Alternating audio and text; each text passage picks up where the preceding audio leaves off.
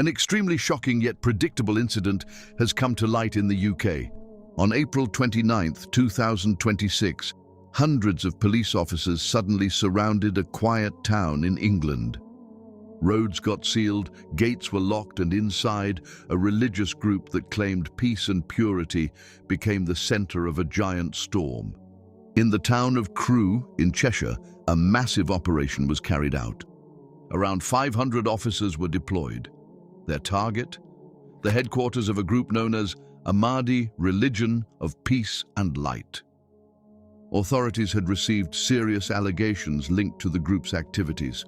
What followed were multiple arrests involving individuals from different nationalities and a wide-ranging investigation, including the leader of this group, Abdullah Hashem Abba al-Sadiq. This man is no ordinary man.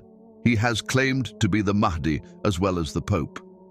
On his website, he claimed to be a descendant of the family of the Prophet, sallallahu alaihi wasallam, and also of the successor of Jesus, Saint Peter, Mahdi, Ahmed al-Hassan, and the true and only legitimate Pope. He asserted himself mainly as a Shia Muslim, and at the same time, he tried to connect himself with Christian and Buddhist religions as well. A blend of identities and a fusion of narratives, a strategy that seemed designed to appeal to people from multiple backgrounds, Sunni, Shia, and even Christians. He spoke with remarkable fluency. His speeches were powerful. Verses from the Quran flowed effortlessly from his tongue, passages from the Bible equally well recited. To many, this created an illusion that Abdullah Hashem is indeed some special person sent by God for the guidance of humanity. His website included distorted hadiths, which implied that Abdullah Hashem is indeed the one true savior of humanity. But now what happened? Allegations of criminal activity were leveled against many members of this group, including Abdullah Hashem.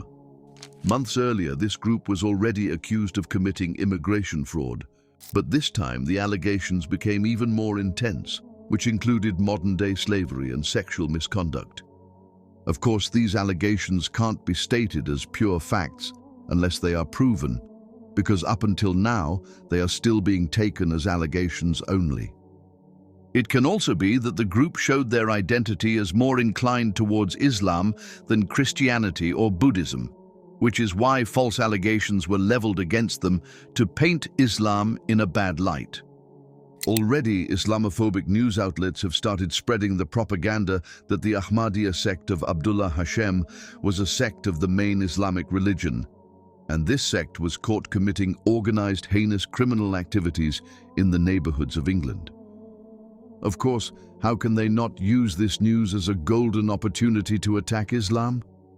Nevertheless, Muslims assert and even know that this group has almost nothing to do with Islam, and that Abdullah Hashem was either mentally deranged or an impostor trying to fool the masses. As this is not something new, this pattern has repeated itself throughout history. Time and time again, individuals have risen, claiming to be the Mahdi, and time again, their stories have ended in exposure, collapse, or chaos. The Prophet, sallallahu alaihi wasallam, had already warned us that before the end of times and the start of the time of the real dajjal, there will be the arrival of 30 mini-liars and impostors who all will claim to be the Mahdi or the last prophet. The Messenger of Allah, sallallahu alaihi wasallam, said, "The hour shall not be established until nearly 30 impostors dajjal appear, each of them claiming that he is the messenger of Allah.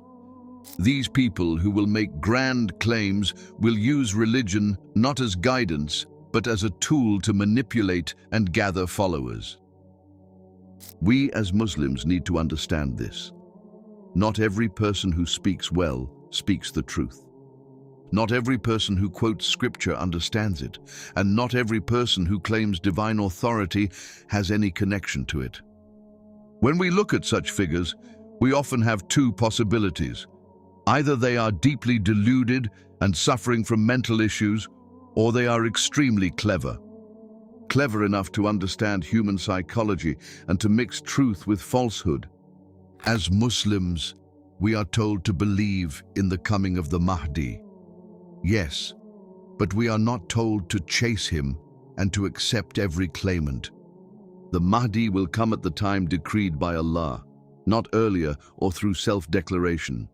The Prophet, sallallahu alaihi wasallam, described clear signs and clear characteristics, not vague claims, not emotional speeches or internet popularity.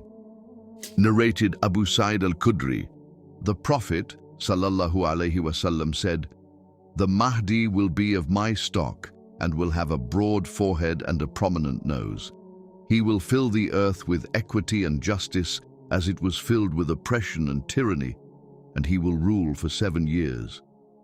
This group in Crewe had followers from across the world. Their videos gathered millions of views. Families lived together in a shared compound. Children were being raised within that system, a complete ecosystem built around belief in one man. And now, with investigations unfolding and allegations emerging, it appears that the structure that once looked strong may not have been built on truth at all. This incident is a powerful reminder for us. Do not let desperation for signs make you blind to deception. Hold firmly to the Quran and to authentic teachings. Imam Mahdi will certainly come, and when he comes, there will be no need for self-promotion. Until then, stay grounded, stay aware, and stay protected from those who use religion as a mask. That's all for today. If you found the video informative, please like it and subscribe to the channel. Jazakumullahu khairan.